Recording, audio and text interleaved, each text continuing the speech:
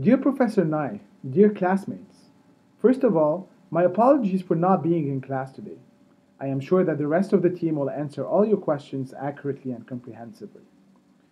Let me start the case study on Bill Clinton with a brief presentation on his pre-presidential background. Bill Clinton was born on August 19, 1946 in southwest Arkansas. His father was a traveling salesman who died in a car accident 3 months before Bill's birth. When Bill was 4, his mother, Virginia, married Roger Clinton, a car salesman who proved to be an alcoholic and a wife abuser. At age 14, Bill stood up to his drunken stepfather, forbidding him ever again to strike his mother.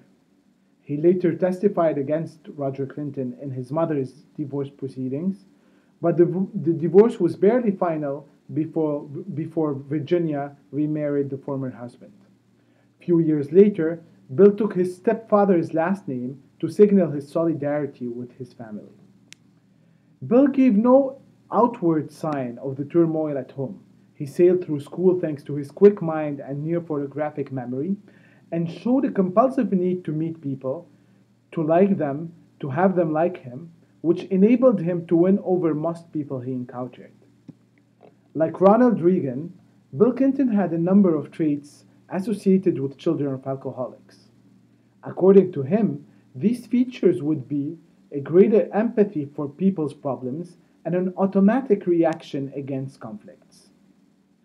Passionate about politics, Clinton attended Georgetown University in the nation's capital, where he stood out academically, was active in campus politics, and found employment with Arkansas Senator J. William Fulbright, chairman of the Foreign Relations Committee. Inspired by Fulbright, Clinton later attended Oxford University as a Rhodes Scholar between 1968 and 1970, where he read a lot, traveled widely in Europe, and participated in protests against the Vietnam War. He also engaged in a sequence of actions that enabled him to avoid the military service, but later plagued him politically.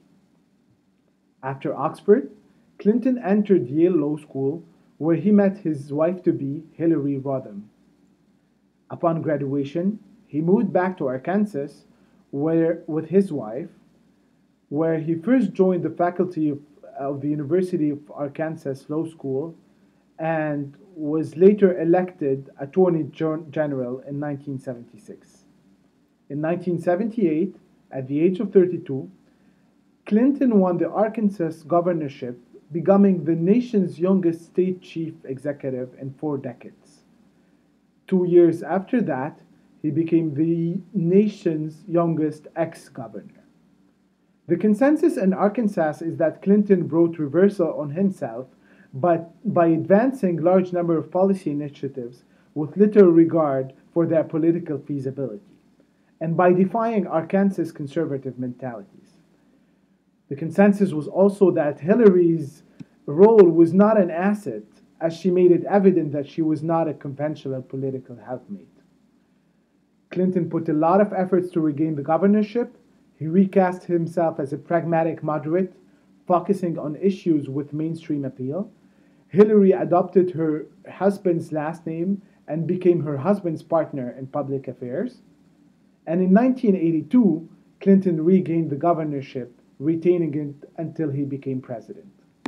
Meanwhile, he became active in national politics, chairing the National Governors Association and helping found an organization of moderate Democrats who sought to move the party to the center of the national political spectrum.